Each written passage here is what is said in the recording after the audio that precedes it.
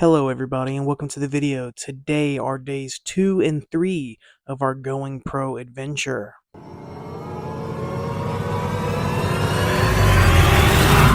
So before we get too far into the video, one thing you guys will probably tell is that I'm talking very quiet. For one, I'm a little sick, so I'm trying to keep my voice down, but on top of that, I'm trying to be respectful of the people around me in the house, so keeping quiet for two different reasons. But we're not going to waste any time and we're going to get straight into day 2. So, of course, starting off on day 2, I collect all of the items that I had put on the consignment board, netting me around 140,000 spinna. From then, I used all the money that we had gotten from the Pale Gemstones to buy land, extra equipment that was recommended to us by Nikon's builds, skill trees, and etc. Once I purchased all of the skill trees that we would need to make our build, I started to allocate all of my skill points into skills that I could start to use now to help me level up my combo and my character, while remaining true to the build that she had recommended us. Once I had all the skills that I would need for my build, I could start to finally level up my combo. Now, for those of you who do not know what a combo is, combos are another way to dish out a ton of damage. It's not just the lazy man's way of dealing or using skills. Combos can actually add effects onto your skills, allowing you to deal more damage. You're going to notice that for any build that you look up, they're going to recommend to you a combo, and they're going to show you stuff that you could throw onto your skills through those combos that will allow you to deal more damage. But obviously, you need to level up your combo level so you can add more skills and add more effects onto them. So you don't immediately get tons of combo slots from the beginning. You have to start leveling up your combo, which you'll see me do within the video. My strategy here is to create a combo that's very cheap in mana. So I'm going to be placing skills in the combo that has consecutive on it. I hope I'm putting it somewhere on screen. But I'll be just spamming this in battle so I can start to level up my combo as quick as possible, because as long as you use the combo, it'll gain XP no matter where you're at. Once I find a spot to start leveling up my character and my combo level, I decide to finally start taking in some food buffs. The other day on day 1, I had mentioned food buffs to you guys, and I told you that's one of the reasons as to why you should join a guild. And well, like I said, you were going to be exploiting those real soon, and you're going to be exploiting them now like I am. Sadly though, by the time I did finally get the start to battle and level up my character, there was only an hour left before the maintenance, so I only had an hour to level up my character. With around 10 minutes left, I finished up my last few fights, and I was around level 44 with about 70 pale gemstones in my pocket. So from here on out, I returned to Sophia City and placed those pale gemstones on the board, and then log off for the day. When I log back on day 3, I do go to the Avant Shrine to activate a 10% XP buff that will make leveling up my character a little bit easier. Though at the time my curiosity was a little piqued, and I decided to check out the New Year's event since, we had just had the maintenance last night. And after beating up this weird little boss, I do get a little crystal and some boxes. Opening the boxes got me a little snake helmet, whatever you want to call it, and I equip it, and I run to our first leveling spot of the day. After leveling up from level 44 to 47, I decide that I do want to mess around with the New Year's event a little bit more. Typically I would tell you to stay and farm like the Minotaur a little bit more and just continue to level up. But like I said, my curiosity was piqued, so I went back and I challenged Ophi. I believe that's the name of the boss. And I did the ultimate difficulty, which thankfully was exactly level 47. So while I farm for items, while I farm the event, I can also level up here too. So kind of killing two birds with one stone. After hitting level 57, I did do some more off-screen leveling up at the Flare Volg boss in Fury Volcano. Um, but I only did that till about level 77. From there, I move on to the Masked Warrior to continue leveling up.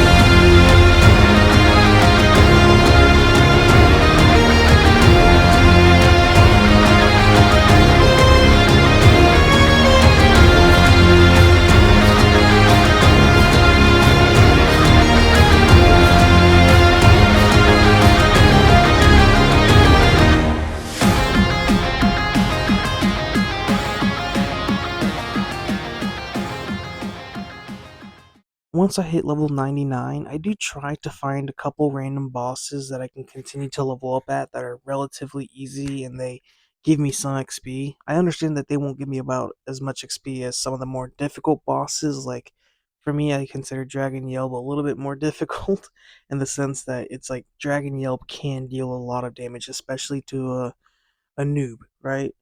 But I sadly don't find any luck here. I don't manage to find any bosses that are going to give me a good enough amount of XP for the time that it takes to defeat them.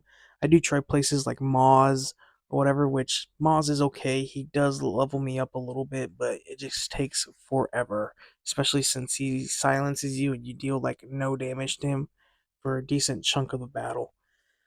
From here, I do decide that it's just probably better to just jump into the main quest and level up through the main quest XP.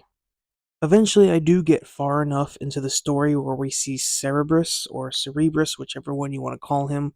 But we get far enough in the story to where we reach him, and I just happen to reach level 104 as I beat him in the story mode. From here, I decide to make the executive decision to continue leveling up, so I go back to the Masked Warrior.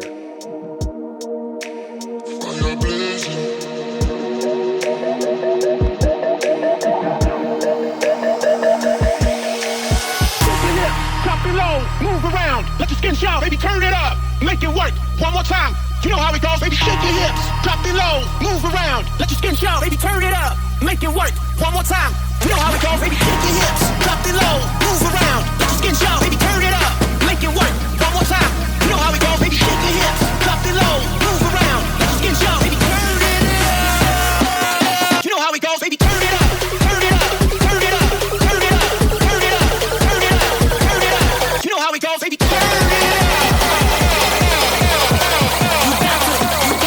You got to give it to me.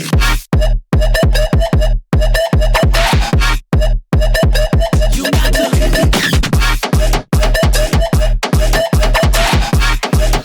me. You got to.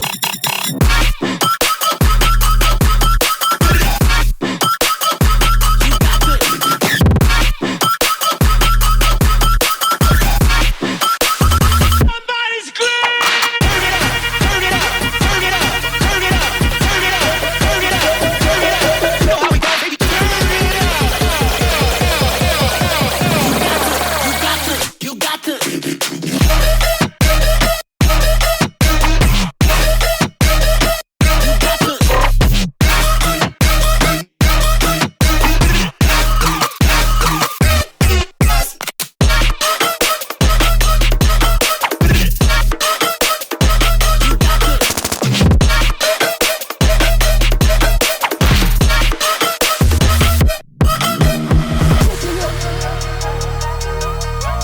Drop it low. Baby, turn it up. Make it work. One more time. You know how we go, baby. Shake your hips. Drop it low. Move around. Let your skin show. Baby, turn it up. Make it work. One more time. You know how we go, baby. Shake your hips. Drop it low. Move around. Let your skin show. Baby, turn it up. You know how we go, baby. Turn it up. Turn it up. Turn it up. Let your skin show. Baby, turn it up. Turn it up. One more time. You know how we go, baby. Turn it. Turn it. Turn it. Let your skin show. Baby, turn it. Turn it. Turn it. You got to turn it up. Make it work. One more time. You know how we go. Turn it up. Make it work. One more time. Turn it up. Make it work. One more time. You know how we go. Turn it up. Make it work. You got to give it to me.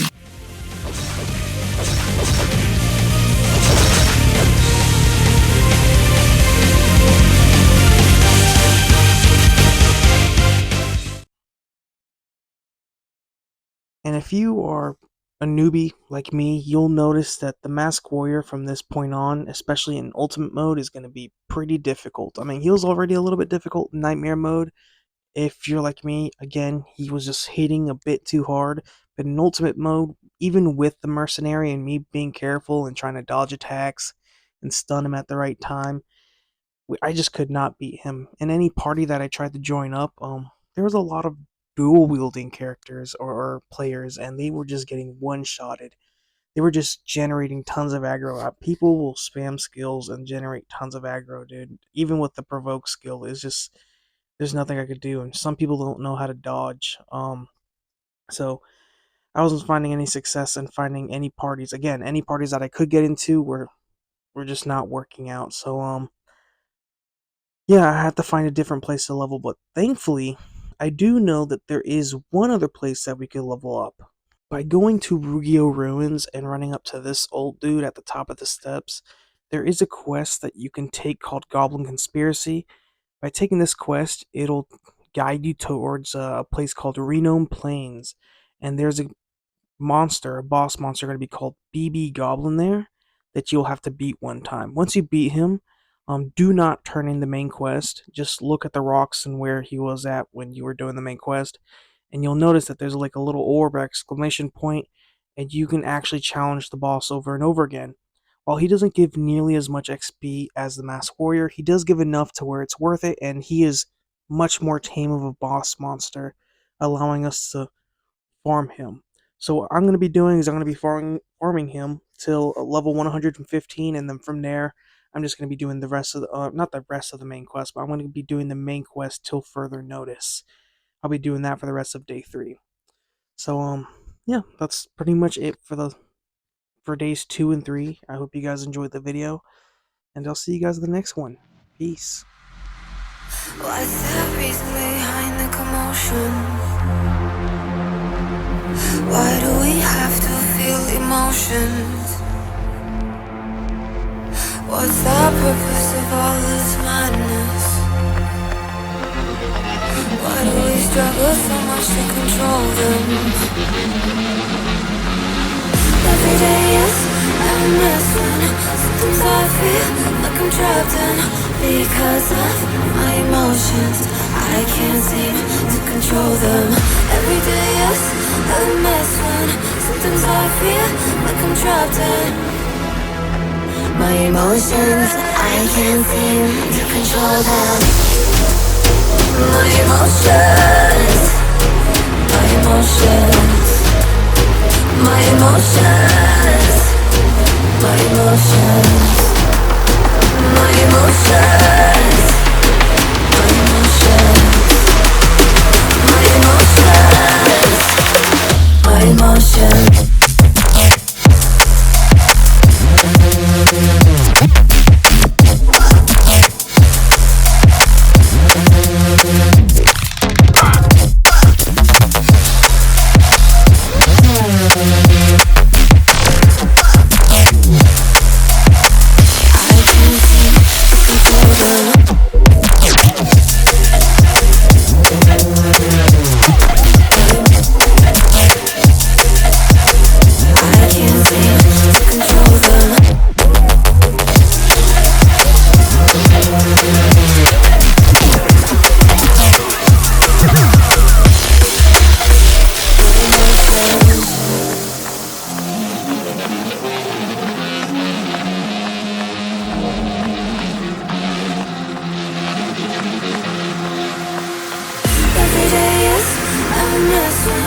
Sometimes I feel like I'm trapped in because of my emotions.